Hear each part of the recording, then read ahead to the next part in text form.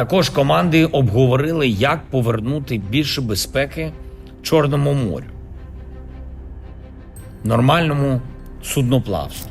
The Black Sea, a critical battleground in the Russia-Ukraine war. After months of attacks on ports and vessels, both sides have agreed to eliminate the use of force in the region. But why now? And is this ceasefire a turning point, or just a strategic move?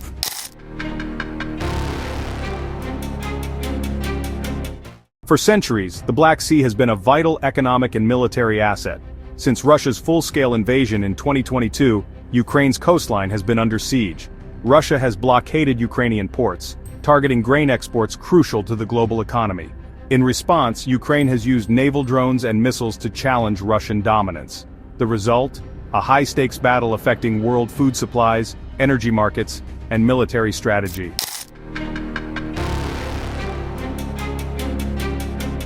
The agreement seeks to halt attacks in the Black Sea.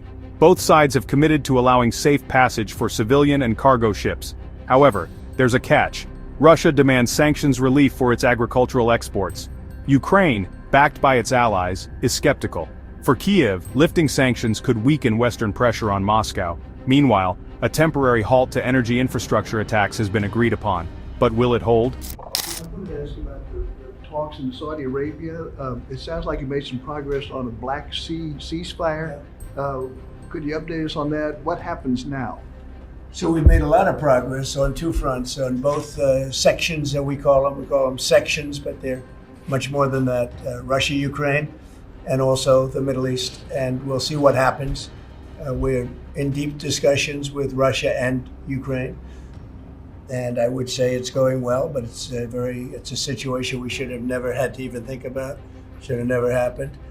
And on the Middle East, that's been going on for a lot of years. Centuries and centuries, it just keeps going.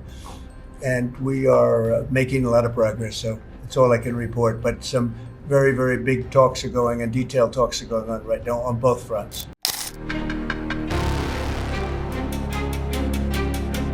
The West is divided. The United States is reviewing Russia's demands, wary of any move that could strengthen Putin's economy. The European Union, heavily reliant on Ukrainian grain, cautiously supports the ceasefire but won't ease sanctions easily. NATO sees this as a strategic moment. If peace efforts gain traction, it could reduce tensions, but if Russia exploits the pause, it could escalate the war elsewhere.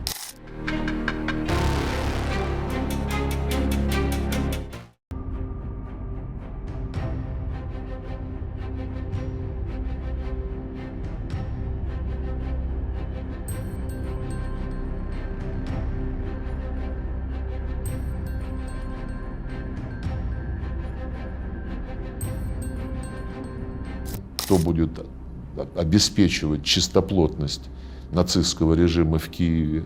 When the president said, "We are for a ceasefire, but there are nuances," he questioned, who will ensure that the Nazi regime in Kiev doesn't break the promise?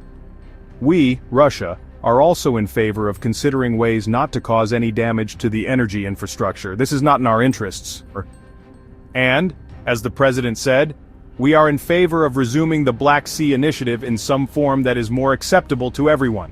The Black Sea Initiative was discussed in Riyadh as a priority. Our position is simple. I have just stated it roughly. We cannot trust this man's Zelensky's word for it. We will need clear guarantees, and there may be guarantees taking into account the sad experience of agreements with Kiev. Guarantees may be only the result of a direct order from Washington to Zelensky and his team to do this and not any other way.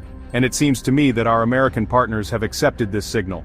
They understand that only Washington can achieve positive results in stopping terrorist attacks, shelling of civilian infrastructure and energy infrastructure not related to the military-industrial complex. The two announcements, which are obviously, which are welcome. These issues, notably on the freedom of navigation and Black Sea, are issues that the Secretary General, his team, and notably Rebecca Greenspan and others, have been working on since almost the start of this, the conflict, and there continues to be discussions on these issues.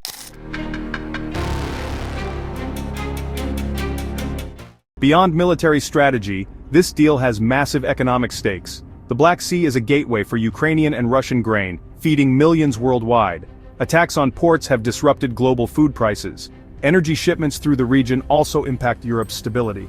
A functional ceasefire could stabilize trade, but any violation risks another economic shock.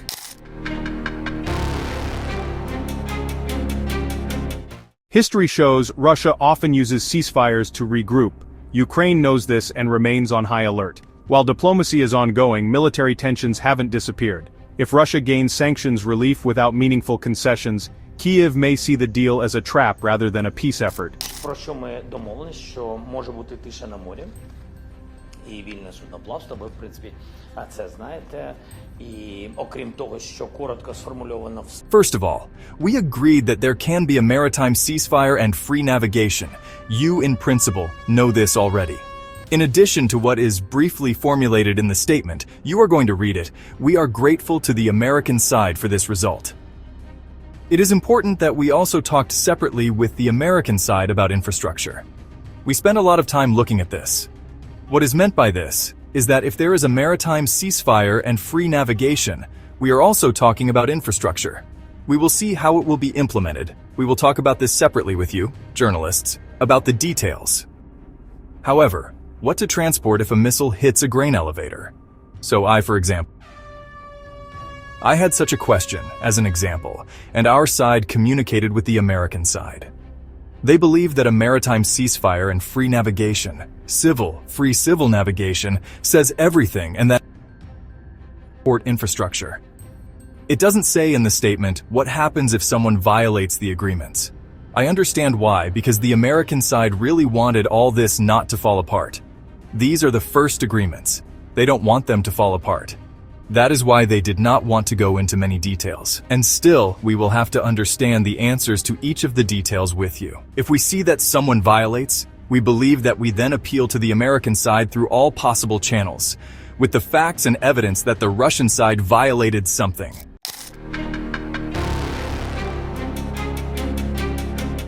If the ceasefire fails, the consequences could be severe. Ukraine may intensify naval drone strikes. Russia could retaliate by targeting Ukrainian ports even harder. The West may reconsider its military aid strategy. And global markets? Another shockwave of rising food and fuel prices. The ceasefire agreement that was brokered today allows for third-party countries to help implement the agreement. What does that look like and who's going to be The involved? ceasefire agreement? Yes, the maritime ceasefire agreement between Russia and Ukraine. Well, they're going to get together. Look, it's they agreed to something and it got broken. There's tremendous animosity. There's a lot of hatred, as you can probably tell. And it allows for people to get together, mediate it, arbitrate it, and see if we can get it stopped. And I think it will. That'll get stopped. This ceasefire is more than a battlefield pause. It's a test of trust, strategy, and diplomacy. Will it pave the way for broader peace, or is it just another chapter in an ongoing war? The coming weeks will tell.